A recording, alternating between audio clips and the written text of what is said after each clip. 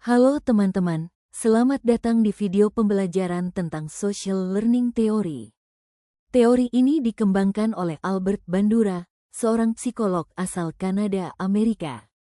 Bandura berpendapat bahwa kita belajar bukan hanya dari pengalaman langsung, tetapi juga dari mengamati orang lain. Proses belajar ini disebut observational learning, belajar melalui pengamatan. Mari kita pahami lebih dalam bagaimana teori ini menjelaskan cara manusia belajar dari lingkungan sosialnya. Albert Bandura memperkenalkan teori ini pada tahun 1960-an.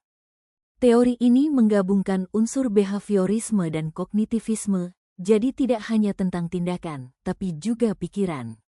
Bandura menjelaskan bahwa perilaku manusia dipengaruhi oleh interaksi antara individu, lingkungan, dan perilaku itu sendiri.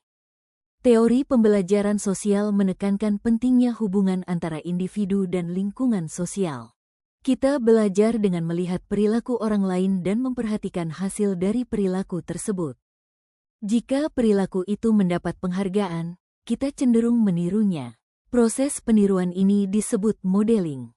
Bandura menjelaskan 4 tahap penting dalam proses pembelajaran sosial.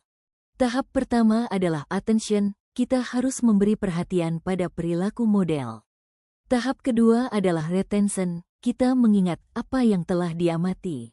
Tahap ketiga adalah reproduction, kita mencoba menirukan perilaku tersebut. Dan tahap keempat adalah motivation, kita termotivasi meniru jika melihat hasil yang positif. Contohnya, siswa meniru guru yang selalu datang tepat waktu.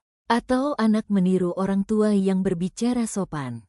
Inilah bagaimana pengamatan dapat membentuk perilaku baru dalam kehidupan sehari-hari.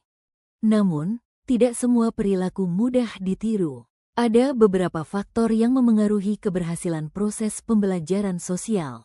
Di antaranya, karakteristik model yang menarik dan dihormati, kondisi pengamat seperti perhatian dan motivasi, serta lingkungan sosial yang mendukung. Sekarang, mari kita lihat kelebihan dari teori ini. Teori ini sangat realistis karena menjelaskan perilaku sosial yang terjadi di dunia nyata. Teori ini juga relevan dalam pendidikan dan menekankan pentingnya keteladanan. Namun, teori ini juga memiliki beberapa kelemahan. Ia kurang memperhatikan faktor emosional atau nilai moral individu, dan sulit mengukur seberapa besar pengaruh pengamatan terhadap perubahan perilaku. Lalu, bagaimana penerapan teori ini dalam dunia pendidikan? Guru perlu menjadi contoh atau role model yang baik, disiplin, sopan, dan jujur. Gunakan metode pembelajaran berbasis observasi, seperti video, simulasi, atau permainan peran. Dorong siswa untuk bekerja dalam kelompok, agar mereka dapat belajar dari pengamatan dan interaksi sosial. Contohnya, anak belajar menolong teman setelah melihat orang lain berbuat baik.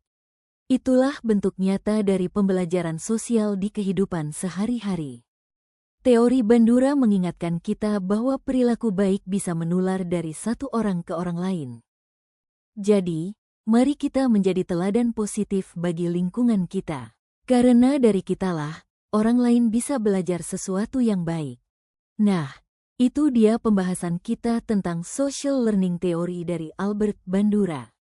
Melalui teori ini, kita belajar bahwa perilaku baik bisa muncul dari apa yang kita lihat dan teladani setiap hari.